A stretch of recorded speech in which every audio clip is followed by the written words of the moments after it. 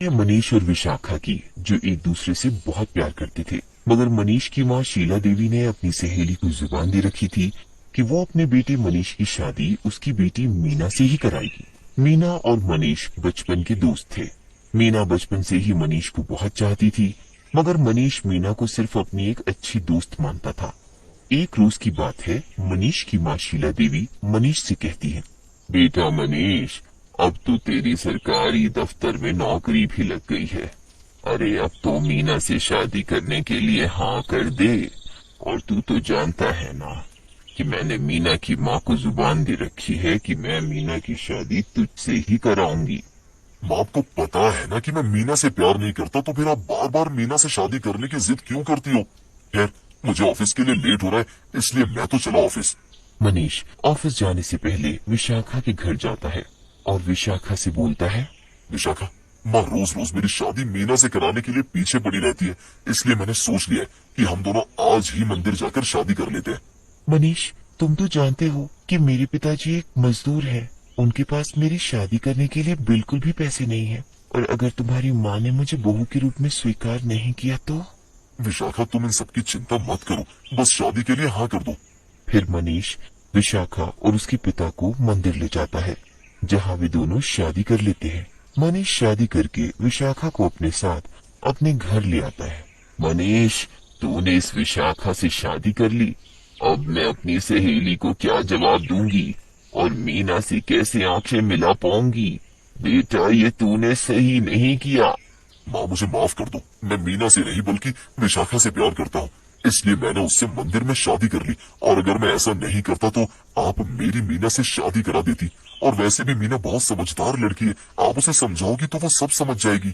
फिर माँ मनीष और विशाखा की आरती करके उन दोनों को घर के भीतर ले जाती है। अगले ही दिन मीना गुस्से से मनीष के घर आती है और मनीष से बोलती है, मनीष, तुमने इस विशाखा से शादी कर ली, ये तुमने ठीक नहीं किया।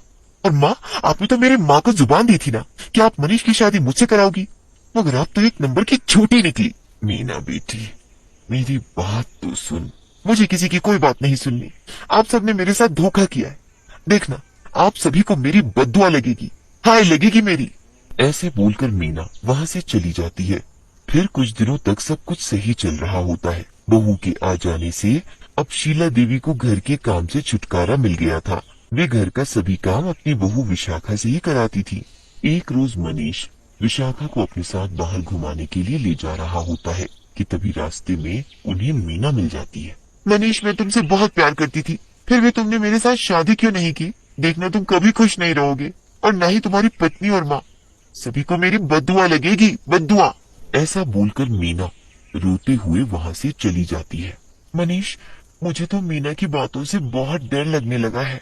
फिर इसी तरह मनीष और विशाखा की शादी को कुछ दिन और बीत जाते हैं। पर एक दिन विशाखा सुबह तैयार होकर मंदिर जाती है और सुबह से शाम हो जाती है, पर विशाखा मंदिर से वापस नहीं आती। मनीष रात को ऑफिस से घर आता है तो माँ मनीष से बोलती है, बेटा, बहू सुबह की मंदिर गई है पर अभी तक घर वापस नहीं आई। माँ के ऐसे बोलते ही विशाखा आ जाती और वे किसी से कुछ भी बोले बिना ही अपने कमरे में चली जाती है। अरे बहू, क्या हुआ? मनीष अपने कमरे में जाता है और विशाखा से बोलता है, विशाखा, ये क्या हाल बना रखा है अपना? और तुम्हें मंदिर से घर आने में इतनी देर कैसे लग गई? जी, वो मैं रास्ता भटक गई थी, बस इसलिए देर हो गई। अब मैं बहुत थक गई हूँ, मुझे अभी सोना है। फिर सुबह मनीष ऑफिस जाने के लिए तैयार हो जाता है। वे देखता है कि विशाखा अभी तक नहीं उठी है, इसीलिए वे बिना नाश्ता किए हुए ही ऑफिस चला जाता है। कुछ देर में माँ आती है और देखती है कि विशाखा अभी तक सोई हुई है। माँ विशाखा को उठाते हुए बोलती है, अरे बहू, कब तक सोएगी? अब तो सुबह के 10 बज गए हैं। अरे अब तो उठकर हमारे लिए नाश्ता बना दे। रिया कब से अपने कमरे में कॉफी का इंतजार कर रही है। चल जल्दी से उठ और उसके लिए कॉफी बना दे और मेरे लिए चाय नाश्ता बना दे। विशाखा गुस्से में उठती है और माँ से बोलती है, ये बुढ़िया, कब से तेरी बकबक सुन रही हूँ। तू है कि मुझे चैन से सोने ही नहीं दे रही। जब देखो मुझे दुखी करती रहती है। घर का सारा काम मुझसे ही कराती, इसीलिए आज नाश्ता मैं तेरे लिए नहीं बल्कि तू मेरे लिए बनाएगी और रसोई का सारा काम भी तू ही। ये बहू, ये कैसी बातें कर रही है अपनी सास से? लगता है कि तुझे सास वाला रूप दिखाना पड़ेगा। चल जल्दी से रसोई में जाकर मेरे लिए गर्मा गर्म नाश्ता बना कर ला, नहीं तो। माँ की बात से विशाखा को बहुत गुस्सा आने लगता है। गुस्से से विशाखा की आंखें लाल हो जाती है और देखते ही देखते वो एक भयानक चुड़ैल में बदल जाती है। बुढ़िया सुनाई नहीं दिया क्या? आज नाश्ता तू बनाएगी, रसोई का सारा काम भी तू ही करेगी। बहू, ये तुम्हें क्या हो गया? तुम चुड़ैल कैसे बन गई? अरे मेरी बहू चुड़ैल कैसे बन गई रे? अरे रिया बेटी, जरा देख तो, तेरी भाभी चुड़ैल बन गई, चुड़ैल। ए बुढ़िया, चिल्लाना बंद कर, नहीं तो तेरे लिए अच्छा नहीं होगा। और अपनी बेटी को तू क्या बुलाती है? ये तो मैं मजा चखाती हूँ। जब देखो फोन पर लगी रहती है और अपना सारा काम मुझसे कराती है। इसे तो अभी बताती हूँ मैं। ऐसे बोलकर चुड़ैल रिया के कमरे में जाती है और रिया से बोलती है, अरे ओ रिया महारानी, चल उठ, खड़ी हो। जब देखो फोन कॉल्स, मैसेजेस, यही सब में लगी रहती है। माँ ये चुड़ैल कहाँ से आ गई? माँ जल्दी से यहाँ से भागो, नहीं तो ये हमें खा जाएगी। अरे बेटी, ये विशाखा बहू है, न जाने ये चुड़ैल कैसे बन गई। ए बुढ़िया, मैं तेरी विशाखा बहू नहीं बल्कि चुड़ैल बहू हूँ, चुड़ैल बहू। और अब अगर तूने बक बक की तो मैं तुझे पंखे पर उल्टा लटका दूंगी। चलो अब जल्दी से माँ बेटी घर के काम में लग जाओ और जाकर मेरे लिए बढ़िया सा नाश्ता बना कर लाओ। अब मेरा मुंह क्या ताक रही हो? जल्दी करो जल्दी। माँ और रिया चुड़ैल से डरते हुए रसोई घर में जाकर चुड़ैल बहू के लिए नाश्ता बनाने लगते हैं कि तभी रिया चुड़ैल की नजरों से बचते हुए अपने भाई मनीष को फोन करके सब बता देती है। मनीष रिया की बात सुनते ही जल्दी से घर आ जाता है और विशाखा को चुड़ैल के रूप में देखकर बोलता है, मुझे कल रात से ही कुछ अजीब सा लग रहा है कि कुछ ना कुछ तो गड़बड़ है। देखो ना बेटा, ये बहू नहीं, ये चुड़ैल बहू हमसे घर का सारा काम करा रही है। अरे मैं तो तेरी शादी मीना से कराना चाहती थी, पर तू तो ये चुड़ैल बहू ले आया। न जाने अब क्या होगा हम सबका। अगर तूने मीना से शादी की होती तो आज ये दिन ना देखना पड़ता हमें। ए बुढ़िया बहुत बोलती है, रुक अभी तेरा टीटुआ दबाती हूँ। ए चुड़ैल, अगर तूने मेरी माँ को कुछ भी किया तो तेरे लिए अच्छा नहीं होगा। तभी घर पर तांत्रिक बाबा आ जाते हैं। अरे ये तांत्रिक बाबा को कैसे पता चला कि हमारी बहू चुड़ैल बन गई है? ये तो हमारे घर पर आ गए। माँ, इन्हें मैंने ही बुलाया है।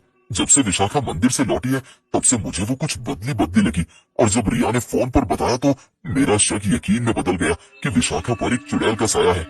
मनीष की बात सुनते ही चुड़ैल मनीष का गला पकड़ लेती। तू मुझे तांत्रिक से पकड़वाएगा? अरे तुझे तो मैं अभी चुटकी में मसल दूंगी। हाँ। तभी तांत्रिक अपने झूले से भभूत निकालते हैं और मंत्र पढ़ते हुए भभूत चुड़ैल पर डाल देते हैं। मंत्रों के उच्चारण से चुड़ैल मनीष का गला छोड़ देती है।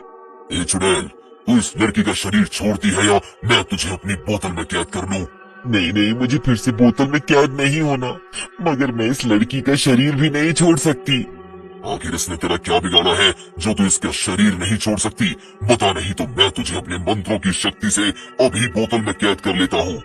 मुझे एक तांत्रिक ने भेजा है ताकि मैं इस लड़की के शरीर में प्रवेश करके घर के सभी लोगों का जीना हराम कर दूं।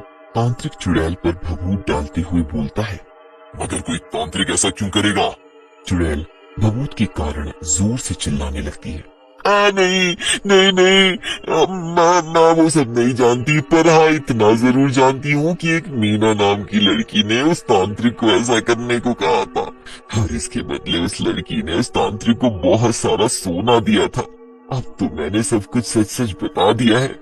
अब मुझ पर ये भभूत डालना बंद करो। इस भभूत के कारण मेरा पूरा बदन जलने लगा है। मनीष गुस्से से मीना के घर जाता है और उसे पकड़कर अपने घर ले आता है। मीना, तुम्हारा पर्दाफाश हो चुका है। अब तो मैं तुम्हें जेल भिजवा कर ही रहूंगा। मनीष, मुझे जेल नहीं जाना, मुझे माफ कर दो, बस इसीलिए मैंने ये सब किया। फिर तांत्रिक अपने मंत्रों की शक्ति से चुड़ैल को बोतल में कैद कर लेते हैं। विशाखा के ठीक होते ही मीना उससे माफी मांगती है। विशाखा मीना को माफ कर देती है। फिर तांत्रिक बाबा चुड़ैल को बोतल में कैद करके अपने साथ ले जाते हैं।